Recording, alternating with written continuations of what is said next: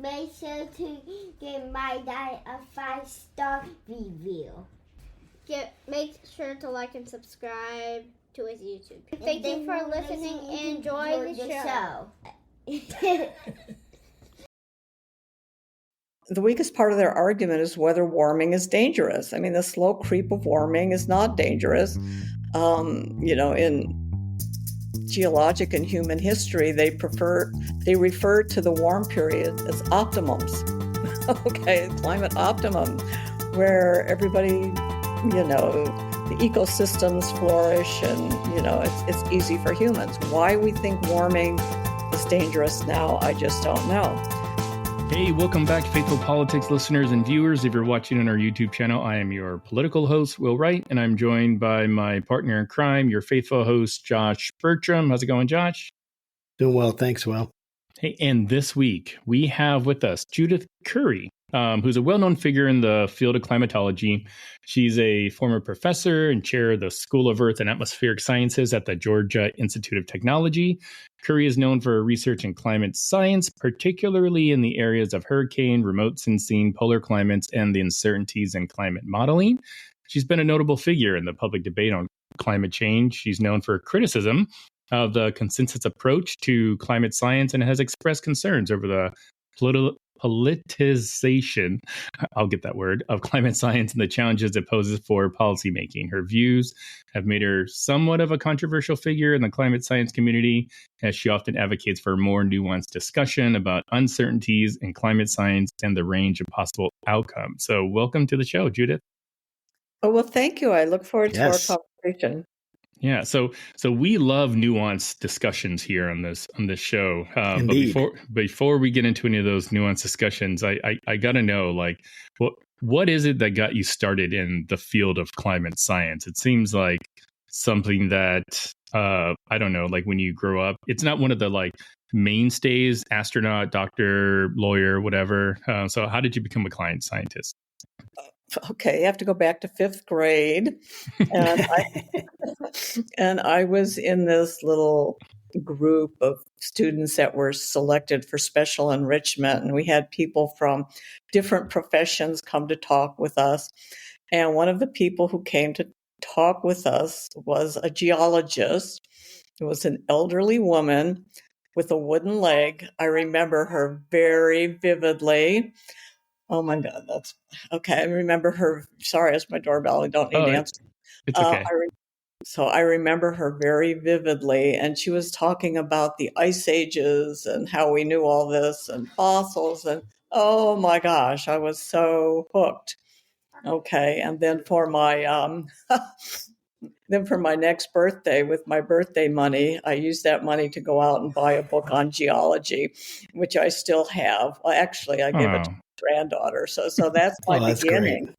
And, when I went to college, I was majoring broadly in earth sciences.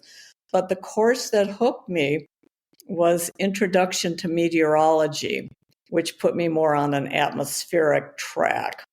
Okay, and so that's what I ended up specializing in, atmospheric science. And my PhD thesis was on the topic of Arctic climate and weather, which became very relevant in the 1990s, as the climate story heated up. So that's how I got into all this, trace it back to 5th grade. That is awesome. Wow. Yeah, I wish I had somebody like that in 5th grade to kind of motivate me. But it's just another reminder of how important teachers are in the lives of people. So we're very pro teacher here. So the $10,000 question everybody wants to know: is climate change real? Okay, that's sort of a misleading question, because the climate has changed over the entire 4.6 billion of Earth history. It's always changed. It's changing now, and it will change in the future. So is climate change real? I mean, it's sort of like almost a tautology. The issue is human-caused climate change. Well, humans influence climate in a number of ways. First and foremost, through land use, deforestation, agriculture, agriculture, urbanization, all this kind of stuff, we influence certainly our local climate. We also influence the composition of the atmosphere, not just carbon dioxide and the greenhouse gases, but also small particulates, what you would commonly call air pollution, soot, things like that. Okay, so we do influence the climate in that way. The big question is whether human causes of climate change are dominating over natural causes. Okay, the UN would like you to think, it's everything that we've seen for the last couple of decades is all human-caused climate change. Well, it most certainly is not. The natural climate variability is very important, including factors from the sun, volcanic eruptions, but most importantly, on decadal timescales is the large-scale ocean oscillations that really dominate our regional weather and climate. So, that's really an open question. Just because the UN has manufactured a consensus around human-caused climate change, that doesn't mean that that's what's really causing what we're seeing. So I gotta ask, it wasn't just the UN, but what is the guy's name? I'm blanking on his name. The actor that was in Shutter Island, and he was in Leonardo da Vinci. Leonardo. What is it? Leonardo DiCaprio. Yes, he cares too, and he's very convinced, and he wants me to know that climate change is real in the human-induced way. Indeed, for Hollywood types to jump on the horse, be sophisticated and political and righteous and moral, but the guy doesn't have a clue. Have you ever seen a picture of his yacht? It's probably close to the size of the Titanic. It's huge. His fossil fuel footprint is enormous. These clowns need to walk the walk any credibility at all. Yes, thank you. His one plane ride to Paris gave more carbon emissions than my entire life. So I don't care for those Paris Accords. So anyway, I'm being kind of facetious, but kind of tongue in cheek and true and all that and funny. But I do have an actual legitimate question. Like you said, right? That's interesting. I've heard this before, that the Earth's climate has always changed. I'm not a meteorologist. I'm not a climate scientist by any means. Don't even have very much knowledge at all in that area. My expertise lies in other things. But when we're thinking about this question in how much historical context makes a difference, how much the current political climate makes as much a difference for climate change, I think, as anything else in terms of its reality or non-reality or whatever on the spectrum in people's minds that's there. But how do we differentiate between natural variability in the weather and human-induced changes? Like how can someone say this is or is not caused by humans? Is that even an answerable question? The climate system is extremely complex, chaotic, nonlinear. It is not at all easy to separate out human causes from natural causes. We try to do it, but the data is never good enough, especially when you're going back further in time. But one of the biggest arguments that people use to ramp up the alarm about this whole thing is that the warming is causing, bad weather, hurricanes, heat waves, floods, droughts, forest fires, and on it goes. Well, in the U.S., if you look back at the 1930s, the weather was far and away much worse than it's been for the last 2 decades. We had the worst heat waves, the worst droughts, the worst forest fires, even the worst U.S. landfalling hurricanes. And that was natural variability. It had nothing to do with CO2 emissions or anything like that. So it's very hard to separate out. And that the UN has assumed that the change is human caused. They've assumed that it's dangerous. And then they've said the scientists will find us support for all this so we can implement the policies that, we want to implement anyways. So it's Policy-driven science is what we're dealing with here. I mean, real climate science with the fundamental geology and oceanography and atmospheric science. Yes, that's happening, but the people focused on that mostly stay out of the public discussion. And, it's almost a separate field from what we now call climate studies. I wouldn't even dignify it with the word of climate science because there's not all that much science in there anymore. That's so interesting. I love everything that you've said so far because it's one. I'm not a scientist, and most of my information I try to get from people that actually know stuff, like yourself. I mean, take COVID for instance. There's beliefs all over the place, and it's so hard to kind of figure out what's what. Okay, do I get the shot? Do I not get the shot? Is it real? Is it not real? And my oldest has a number of medical issues, so I just refer to his doctor. I'm like, hey, what do I need to do to make sure our family's safe? And they say, okay, X, Y, or Z. And then I'm like, great, cool. But I'm curious, like, as a whole, how do you think the public's understanding of climate change, human caused or not, how do you think our understanding of climate change has evolved over the years? Well, the public doesn't understand very much at all. They just react to all this apocalyptic rhetoric, code red, existential threat, and all this kind of stuff. So the public doesn't understand very much at all. I mean, until all this human-caused global warming came down the pike, the climate varied, and we worked to adapt to it, and we watched it. It was, an act of God or whatever, something that we certainly didn't think we could control or even attempt to control. So we just dealt with it. Okay, now with the hubris and the political agenda of the UN, they think we can control climate by getting rid of fossil fuels, which feeds into all sorts of their other political agendas. So it's a very ugly situation. And, people can really ignore the whole thing in their day-to-day life. I mean, we have good weather and bad weather, and, we see it in the news and we always bounce back and this, that, and the other. So it doesn't really affect people's day-to-day life. You can function perfectly well with ignoring the whole issue. The problem is when our politicians are working to destroy our energy infrastructure, kneecapping the fossil fuel companies before there's a viable alternative in place.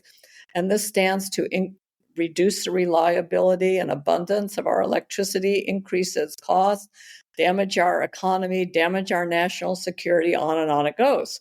Okay, so at this point, the climate policies are a bigger threat than actual climate change itself. So that's where we are right now, and it's not a good place. Yeah. So a couple times you've mentioned the UN. So I'd love to get your thoughts about, like, do you think the UN is, kind of the largest organization that's pushing for a lot of, climate change initiatives, or is there, is the US? This is UN driven. You have to go back to the 1980s and the UN Environmental Program. The UN has always wanted to see non-governmental world control by agencies such as the UN, to marginalize the national governments, pro-environmental, degrowth, anti-capitalist. I mean, you can see these threads, in the UN throughout its history, really. So this is what they're looking for. And at this point, the Europeans are the only ones who seem to have really bought all this. The U.S. goes hot and cold, depending on whether the Democrats or the Republicans are in power. Developing countries and, India and China and whatever said, we get that we probably need to transition from fossil fuels at some point by the end of the 21st century. And yeah, it would be great to have cleaner and more abundant energy, but we're not going to, adopt the timetable of the UN. We're not going to, we need coal, we need oil and gas. I mean, and until there's something better to replace it with, we're going to keep using it. Okay. And, the countries that are trying to develop, in the 1970s, Bangladesh was a complete basket case. And now they're doing really, really well because they did not follow the advice of the UN and the World Bank and all those important organizations. And they developed their own natural gas resources and used this to develop their economy and their industry. And now Vietnam and Cambodia are doing the same thing. And they're doing it off of coal. Okay. And they're actually developing some high-tech industries. They're doing really well, and they have the potential to really thrive. But not if you tell them they can't burn coal. I mean, that would just put the skids on the whole thing. And they need to burn even more coal because they have a lot of hydropower. But China control, the Mekong River that runs down there. China controls the headlands, and it runs through China, and they're damming it all up, and they're going to be losing their hydropower, so they're becoming even increasingly reliant on coal. So what are we going to tell these countries? No, you can't develop. A lot of people in your country Good are luck. going to. I mean, it's just absolutely crazy. So it's inhumane. It's green colonialism. It's fine for Leonardo DiCaprio and all these UN officials to fly in their private jets all over the place, but there's no way that we can. I mean, there's almost 1 billion people in Africa without access to grid electricity, and the banks won't even lend Africa any money because we're not supposed to invest any further in oil and coal plants. So we can't even loan them money for them to develop their own resources. But we'll let the big oil companies come in, mine your oil, and ship it off to Europe and Asia. I mean, that's what's going on. I mean, it's absolutely immoral. It's absolutely stupid. It's senseless, all in the name of thinking that we can control the climate, which we can't. We influence the climate, but we certainly can't control it. And, and what's behind all this is these sort of UN values of degrowth, anti-capitalism, and so on. I mean, so that's what's behind all this. And it's evil. It's a worldview that most of the world does not subscribe to and does not want. So I tend to want to agree with you, but I don't have any means by which to compare what you're saying versus what Leonardo DiCaprio told me in the Netflix special that he had. And well, I absolutely want to hear your answer, but I just want to give a little bit of context. So what I mean is, besides the fact that you're a scientist, and so I'm going to trust your word on that issue more because of that, because of what you have. But again, that could be considered a fallacy by some people, just to trust something because it has authority as opposed to what's actually being said. So my question is, we got two different people that can use the same data and come to very different conclusions. So either they're not using the same data, they're ignoring some data, or there's some difference in the methodology that's making them come to do different conclusions. And maybe you have another option that I haven't thought of.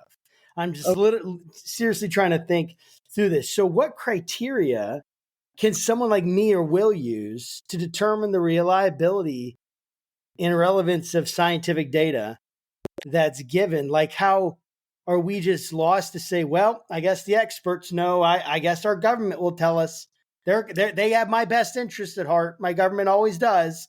So they're going to tell me what, isn't that always been the case, Will? Isn't the government always had your best interest at heart?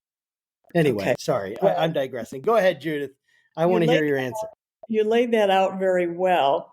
And this challenge of disagreement, uncertainty, what the future might hold, scientific disagreement, ambiguity in values, different societies, different individuals having different values. So what are we supposed to make of this? Well, this is exactly why I wrote my new book, Climate, Uncertainty, and Risk. Nice. Our response. Okay. You can buy it on Amazon or wherever, but it talks about why do people disagree, how politics how the science has become politicized, how we've manufactured a consensus that is way premature. Our scientific understanding doesn't support it. It explains how climate science is the Earth's climate is a deeply complex system that we're only scratching the surface of our understanding. There are all sorts of uncertainties, a lot of things that we don't know, and a lot of things that we can't know.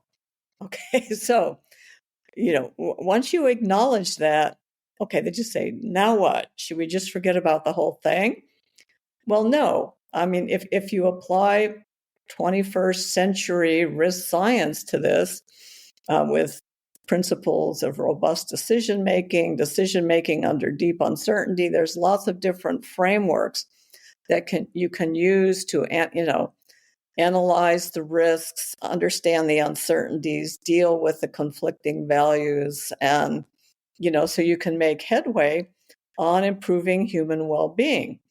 And if you apply those risk science ideas, what you're doing is carving off human-sized problems, like how to better manage water resources in California so we don't have a flood or drought situation. Can't we have reservoirs and manage the floods and desalination and really get this water situation sorted out in a sensible way? Things like that. That's a human-sized problem that everybody can agree on. Oh, this would be beneficial. Okay, let's work on that. But this top-down UN approach that requires a dismantling of global energy infrastructure and restricts developing countries from using their own fossil fuel resources, that is very, very bad from a risk management perspective, because we're going to end up worse off. Because if we have wealth and if we have electricity, these are the resources we need to protect ourselves from extreme weather and climate events.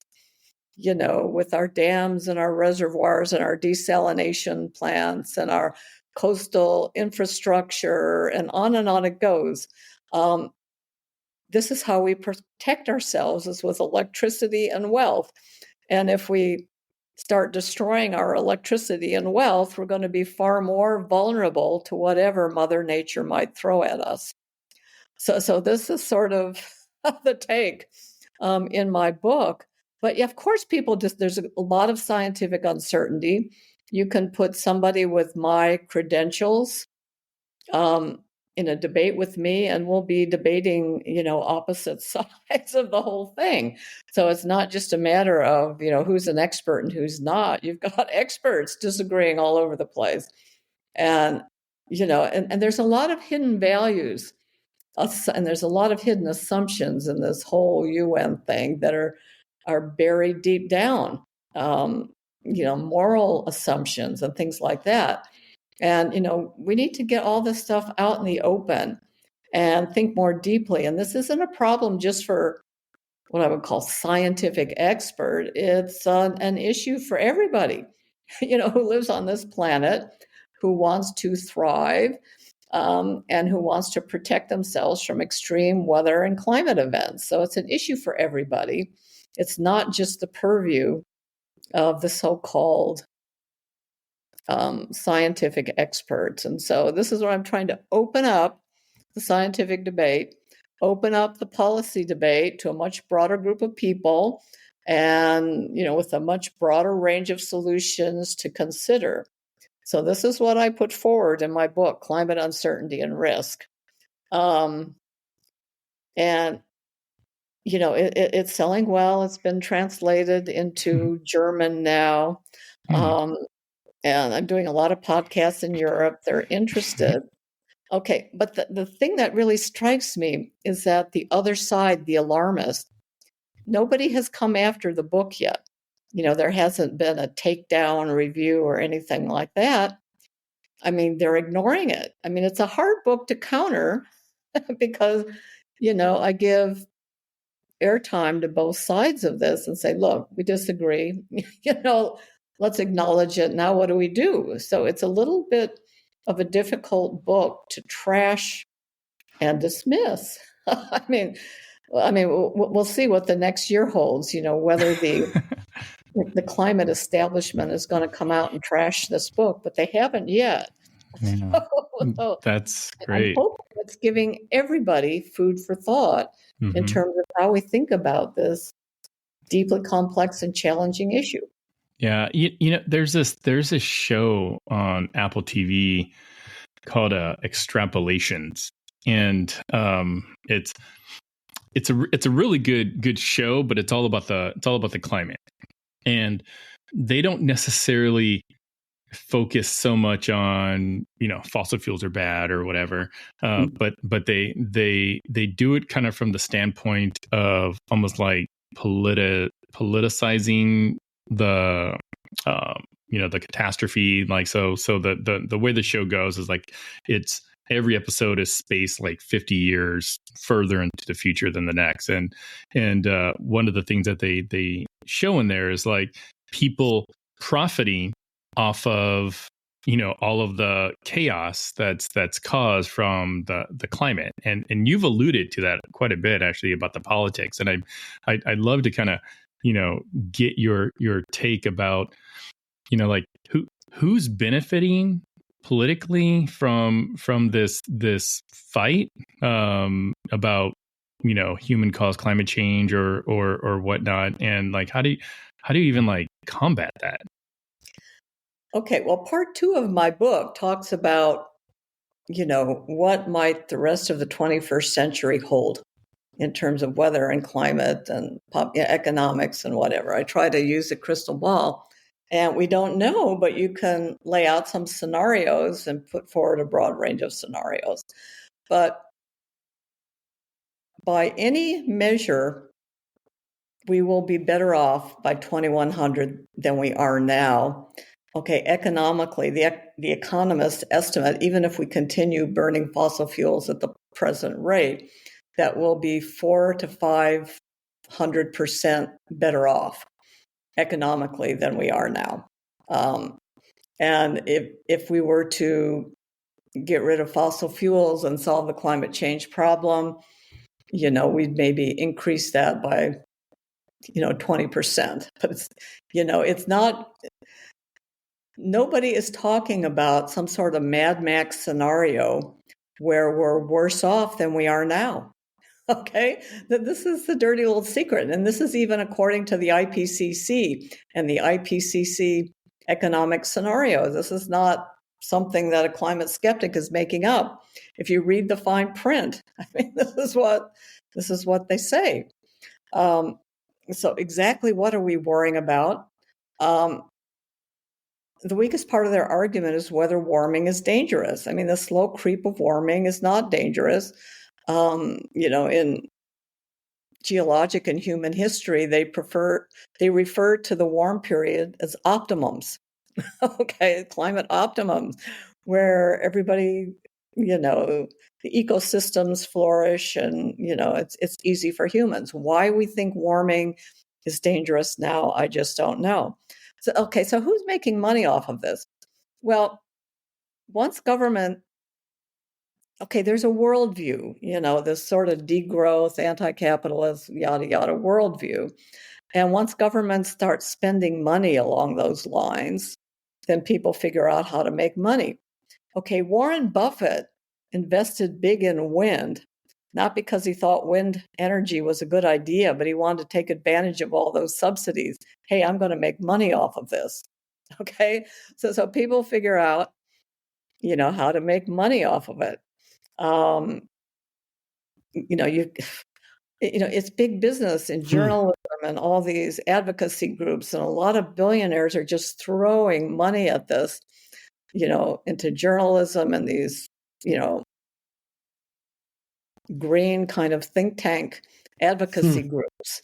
Huge amount of money. Just Stop Oil and Extinction Rebellion. There's Rockefeller money. There's Kennedy money. There's J. Paul Getty's fortune is funding all this stuff. I mean, it's just nuts. People just have different worldviews. There's one worldview that thinks the environment is fragile and most important, and that humans are a blight on the environment. And there's another group say, okay, well, let's put humans first. How can humans thrive? Sure, we can't thrive by totally trashing our environment, but let's figure out how we can optimally use our resources, engineer our environment, and let's see how well we can do. I mean, these are two different worldviews. And, what psychology or cultural factors come into play, that contributes to these worldviews. I mean, that one's beyond me, but there's these two worldviews out there. So once governments start making these policies, then people figure out how to make money off of it. So it's cynical. I have a friend. Actually, I have a couple friends who think that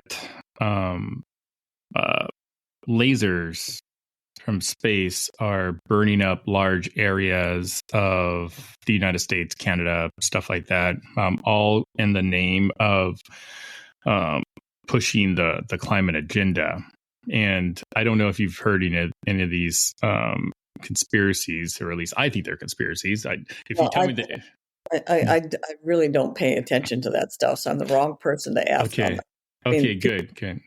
Yeah, but good. In the absence, and because of the politicization of science, okay, the general public doesn't trust scientists anymore. They distrust expert authorities, and it makes them a lot more susceptible to conspiracy theories. Okay, so we've done this ourselves. Allowing the science to be politicized has sort of fertilized all these conspiracy theories. I mean, I can definitely understand what you're saying. So how can I want to think about policy for a second, because, right, a lot of this goes down to this scientist said this, but what comes down to it, a lot of what you said is what gets funding, and then what gets funding by government, and what moves from funding to some kind of government experiment in the sense of their funding scientific efforts, and then they're finding out the data that they need to find out of it, and then it's getting communicated to Congress or to the president or to whomever so that legislation can be made. What do you think is the balance? How can we balance between our immediate needs that we have and the long-term sustainability in climate policy? Like, are there any principles that would help policymakers in balancing, which what I'm hearing from you is an inherently uncertain aspect of this world that we have to essentially conjecture based off some data and assumptions we have. Not that it's just like, made up or anything, but we have to conjecture and make these kinds of predictions that then drive policy. What are some ways we can balance that? Well, the first thing we need to do is decouple energy policy from climate policy. First off, there is no way we can control the climate. So thinking that we're going to control the climate by eliminating fossil fuels, is a joke. If there was any impact of getting rid of fossil fuels on the climate, we wouldn't notice it until the 22nd century. I mean, this is sort of generally accepted. I mean, if you read the fine print, this is generally accepted. So, let's figure out what we should do about energy policy in the 21st century. Fossil fuels aren't finite. There's issues, they pollute. both in their burning and their resource extraction. There's geopolitical issues. A lot of the countries with good fossil fuel resources are nasty countries that we don't want to do business with. So it makes sense to, if it weren't for this climate issue, we would probably be starting to move away from fossil fuels over the course of the 21st century. It'd be a natural evolution as better technologies and clean air becomes more of a priority. Actually, air pollution from fossil fuel plants is the main reason that China and India are even at the table. I mean, their air quality is really bad from burning coal. China's cleaned it up a lot. But India is now in the stage where their air, you just choke on the air in India because they're burning so much coal. So, clean up the environment.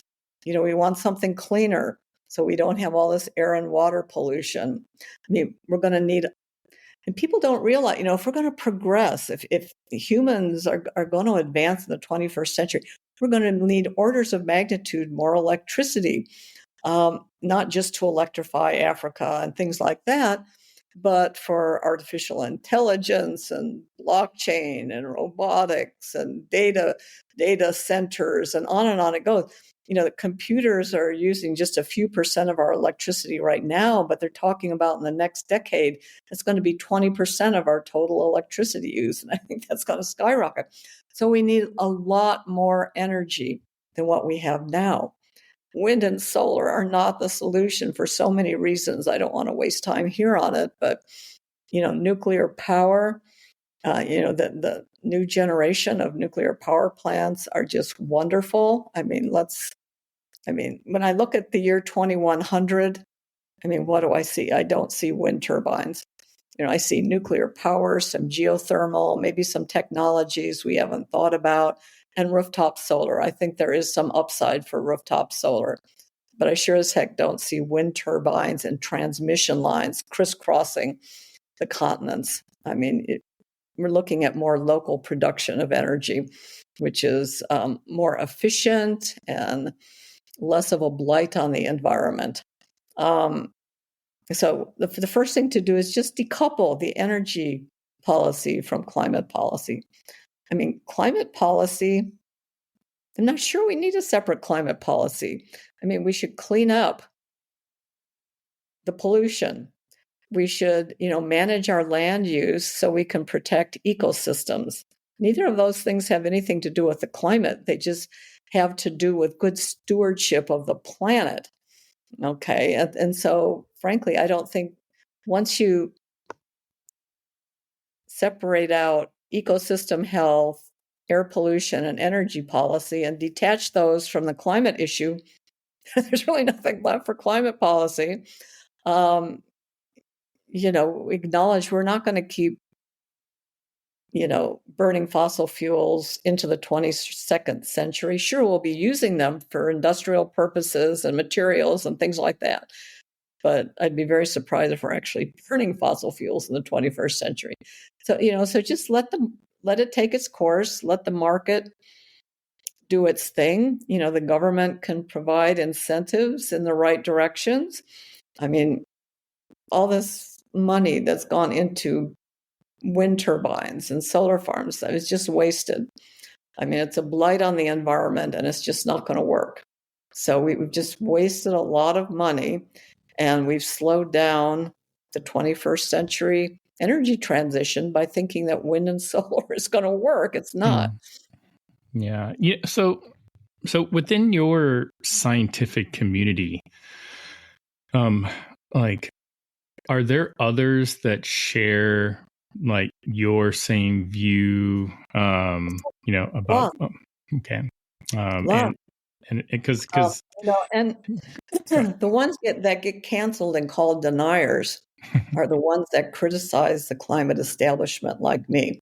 Okay, this is the big sin. I broke the fatwa by criticizing the IPCC, criticizing the people involved in ClimateGate, criticizing activist climate scientists. This is why, I've been excommunicated. But there are other scientists who play the game to some extent, who, would agree pretty much with what I say, but they don't criticize the climate establishment, if you will.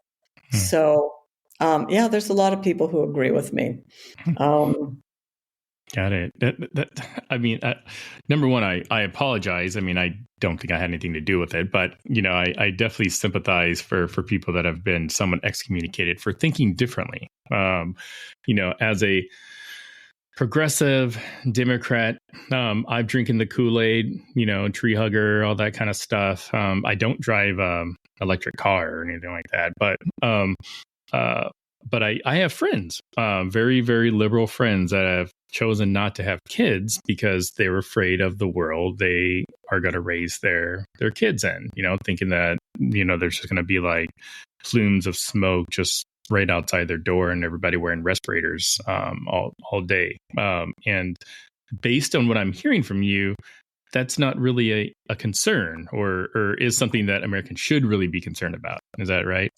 No, people need to just sort of stop listening to this apocalyptic rhetoric. Do some homework. The more you understand, the less alarmed you're going to be. Do your homework. You can start by reading my book, but there's a lot of other good books out there. Educate yourself and develop a sense of optimism about our future and go on and live your best life. I mean, the psychological damage that all this has done is enormous, especially to young adults and even kids. I mean, it's just all in the interest of trying to scare people into becoming activists and developing the political will to get rid of fossil fuels. Well, how's that working for you so far? Not very well. I mean, the world is still getting about 82% of its electricity from fossil fuels. And that's maybe budged 1 or 2% since all of this has started. Yeah, it's interesting to me because it feels like it's like the Western world has been built on this energy of fossil fuels. And now that we're at this advanced stage, it's like we're looking at the underdeveloped world. And we're like, no, you're not allowed to do the same thing we did. You do the same thing we did, then we're all screwed. So you're not, that's what they say. But I hear you saying something different. I say they, I mean, that kind of narrative that you should hear. Well, what kind of ethical considerations are at the center of this issue? Because each side is claiming the moral high ground. Well, okay. What are the ethical issues at stake here? Okay, in defense of Africa and whatever, I mean, what they're doing to Africa and other undeveloped, I mean, it's energy apartheid and green colonialism. It's absolutely immoral. The people on the other side, well, all of this is irrelevant if we don't even have a planet, existential risk. But the climate crisis isn't what it used to be. I mean, the most important thing that's happened in the last couple of years is the UN has now dropped the extreme emissions scenario from consideration, where we were going to see 8 to 10 degrees Fahrenheit of warming by 2100. That if that was going to happen, that trumps a lot of stuff.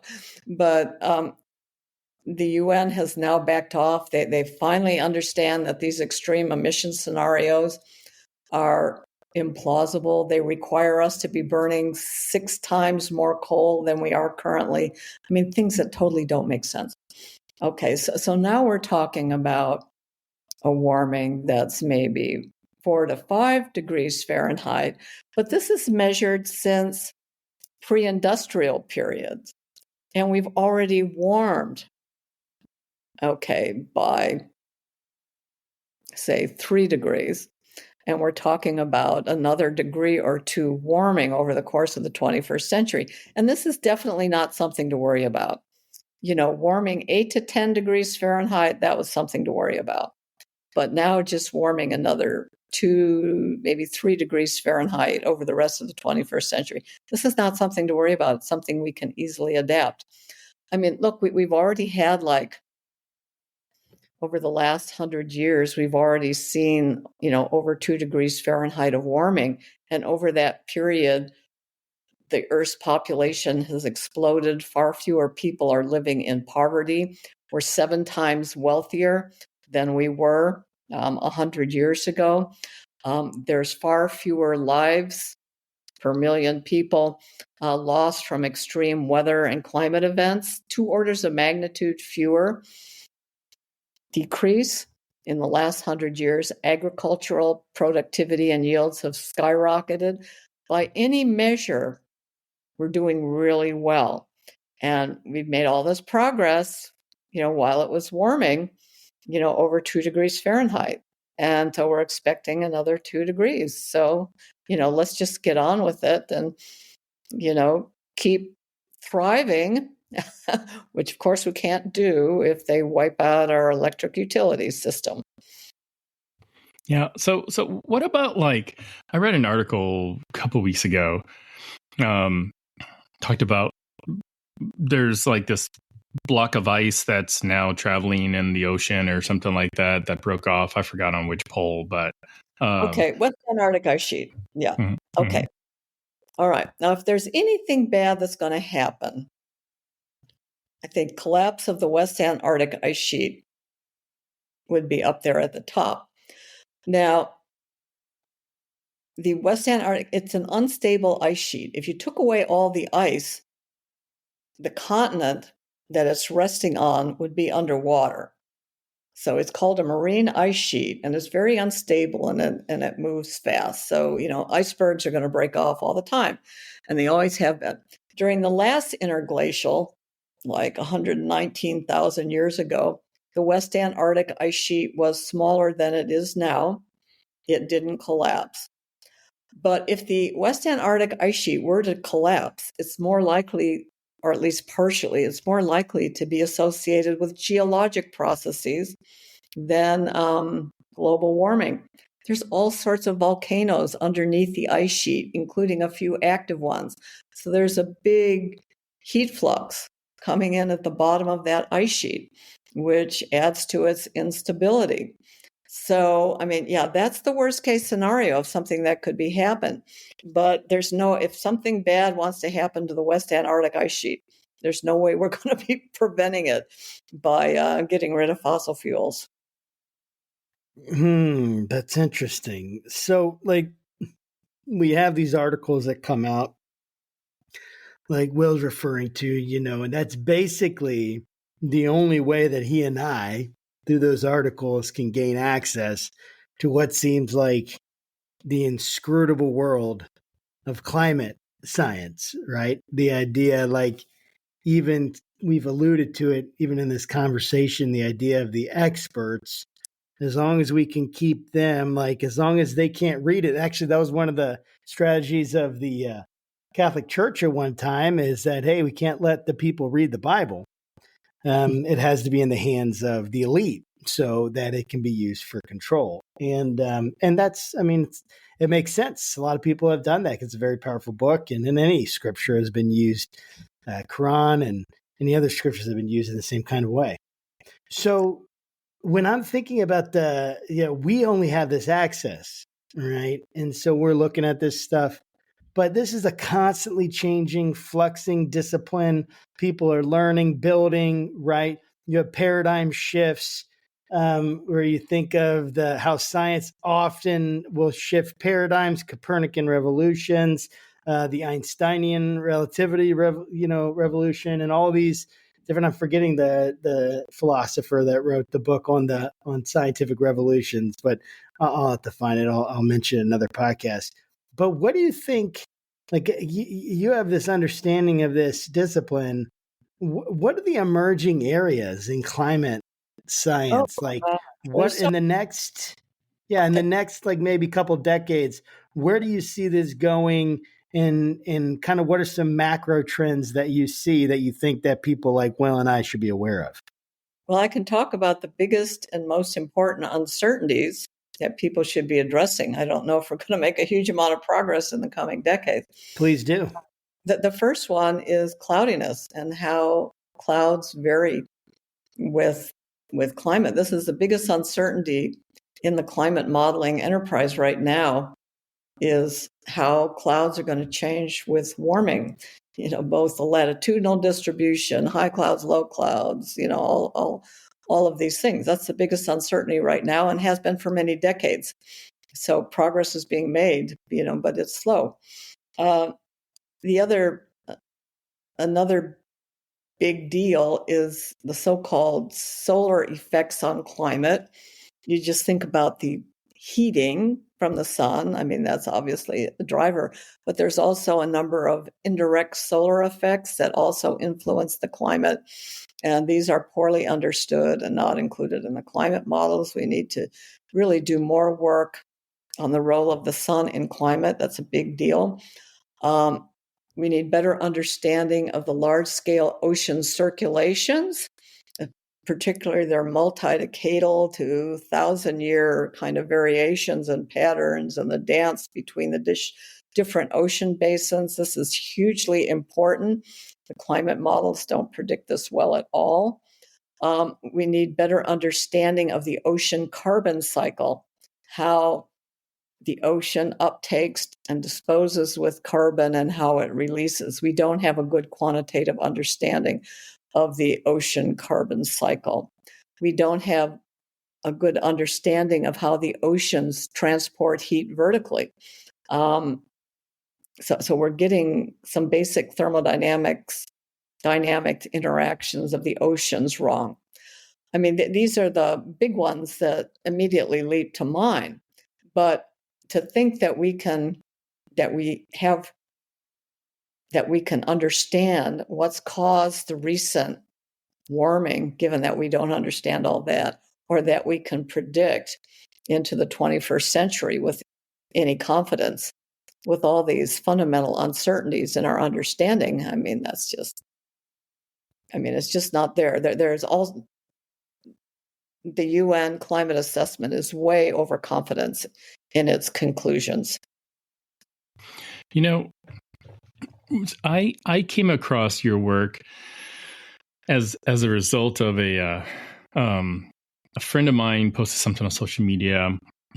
It was a meme. It had like a picture of Greta Thunberg, I think that's her name. And it's like, I forgot it. Greta's your favorite, right? Yeah. Like she's my idol. And it was like, 19-year-old, no experience in climate scientist, thinks it's going to ruin the world. And then Judith Curry, lifelong climate scientist, says it's like no biggie. And I know that folks kind of on my side of the aisle tend to really latch on to any sort of climate activists because it makes us feel good, right? It makes us feel like we're doing something, we're saving the world, we're saving other people, makes us feel kind of righteous. On the flip side, I would say, a lot of people in Josh's political arena are just like, burn, baby, burn, forget about what Greta says, and I don't necessarily think that both examples that I gave are necessarily healthy for our discourse. So I'd love to kind of get your take on like, what's the middle for us to be thinking about, climate scientists? My book. There's nothing out there. I'm working on a new blog post. I have a blog called Climate Etc. JudithCurry.com. I'm working on a blog post, climate bookshelf for 2023, describing some notable books, that are good for a general audience that were published in 2023. So this will give you, additional resources. But there's, this misplaced morality. We're saving the planet, but we have to keep, the African continent mired in poverty and disease and everything else to accomplish this. Come on. Morality has been turned upside down. We're putting our great-grandchildren we're prioritizing them over, we're prioritizing the well-being of current people over something that's really uncertain. I mean, we have no idea, what people in 2100, what their values are going to be. And, what we have now will be of very little value to them other than our ideas, our art, some infrastructure, but most of what we have now won't be of value to them in 2100. So, we need to stop prioritizing the people in 2100 over the people living now, in poverty. That doesn't mean that the oil companies can just go rape the environment. I mean, they need to really be more environmentally conscious, and they need to, reduce the methane emissions, and, there's various things that they can do to be more environmentally sound. But until the demand disappears for oil and gas and coal, we should not be kneecapping those producers because we need it. When something better comes along, or oil and gas become too expensive to extract to compete with other sources of fossil fuels, we're still going to be using it. So we just need to get over it, figure out how to make it as clean as possible, and do research and development for better, energy technologies, as we should. In the 22nd century, we're not going to be burning fossil fuels for electricity. I just can't believe that we would be doing it. We will have better solutions. Let's figure out how we get from here to there while allowing the world population to continue to thrive and develop. So that's awesome. I really appreciate you sharing all that. This is actually going to be the last kind of deeper question, and then I'll have a last just kind of housekeeping question on how people can keep up with your work. But so if we have a pretty diverse audience religiously and politically, from atheists to strong Christians to Muslims and Hindus and various Satanists now. So absolutely got a diverse audience there. And also politically, from very conservative to very liberal. What do you want them to hear from your heart as to what's the most important thing you want them to take away from today?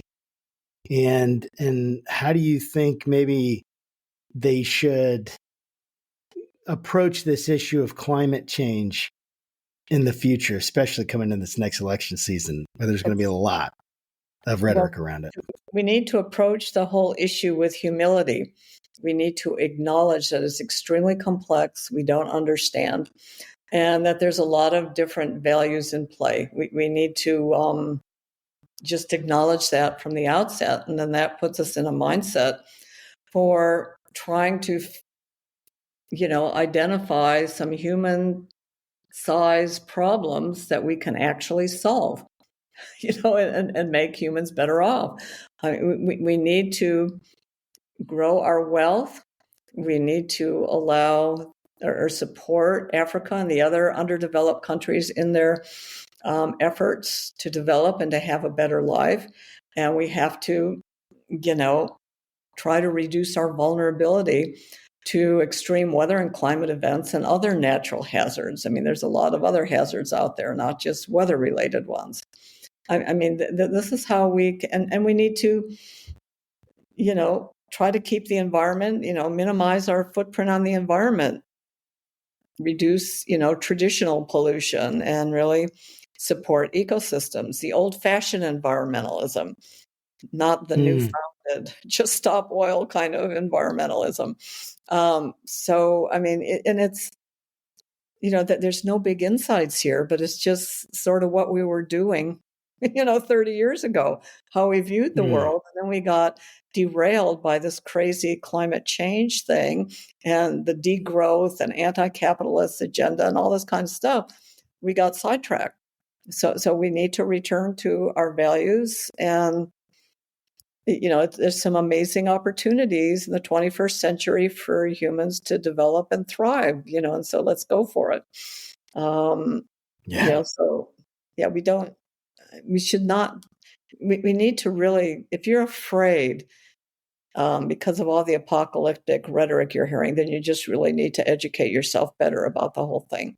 But once we decouple energy policy from climate change, if we can accomplish that, then this whole, a lot of this angst will go away. And that makes a lot of sense. So how can people keep up with your work, and how can they figure out what's going on next? What projects do you have coming up? Okay. Well, you can follow me on Twitter at Curry, Curryja. I have a blog called Climate Etc., judithcurry.com. And my new book is Climate Uncertainty and Risk, which you can purchase from Amazon, Barnes & Noble, and wherever. So I look forward to continuing a dialogue with any of you that might be interested in following me on Twitter or participating in my blog. I really appreciate the opportunity to engage with you. All right. Well, thank you so much. Thank you, Dr. Curry, for coming on. It's been such a pleasure, and thank you. Okay. Well, thank you. And to our listeners, you're welcome. And to our listeners and watchers, until next time, keep your conversations, not left or right, but up. You're like, I hit that, dude. Yeah, and that was good. We'll keep that in there as one of the outtakes. Bloopers. All right. Yeah. Goodbye. Bye, guys. See ya.